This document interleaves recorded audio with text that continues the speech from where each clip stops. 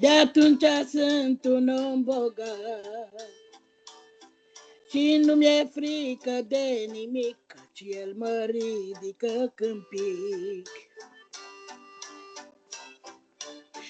Și nu mi-e frică de nimic, căci El mă ridică când pic.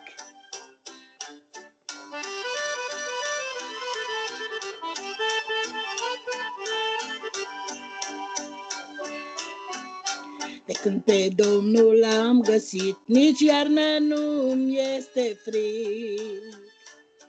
Mă duc prin frig, mă duc prin ger, până la Tatăl meu din cer. Mă duc prin frig, mă duc prin ger, până la Tatăl meu din cer.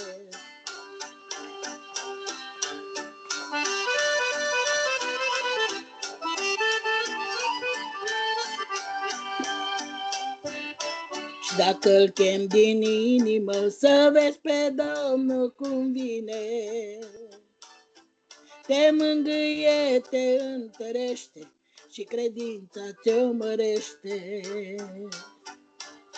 Te mângâie, te întărește și credința ți-o mărește.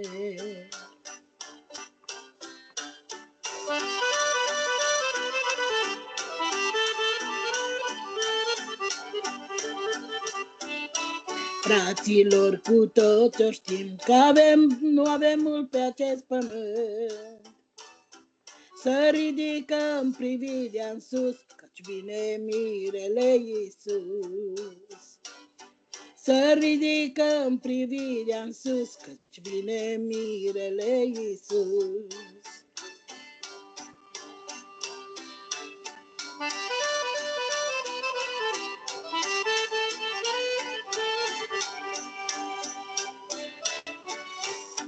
De când pe Domnul am aflat, de atunci sunt un om bogat. Și nu mi-e frică de nimic, căci El mă ridică când pic. Și nu mi-e frică de nimic, căci El mă ridică când pic. Când mă simțesc de bine, când e Domnul lângă mine și cu El trăiesc. Însă ce jale mă apasă când mă depărtez de casă, când Îl părăsesc.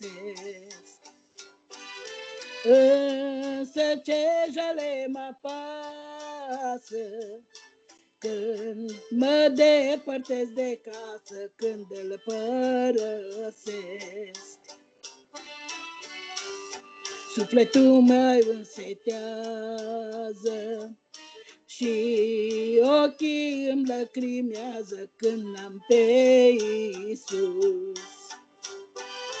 Eu atunci sunt ca pământul când îl bate mereu vântul și e secetos. Eu atunci sunt ca pământul când îl bate mereu vântul și e secetos. De aceea, frățioare,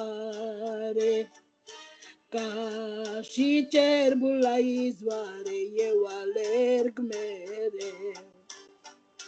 Și de la rafla pe iară, o frumoasă primăvară în sufletul meu. Și de la rafla pe iară, o frumoasă primăvară în sufletul meu.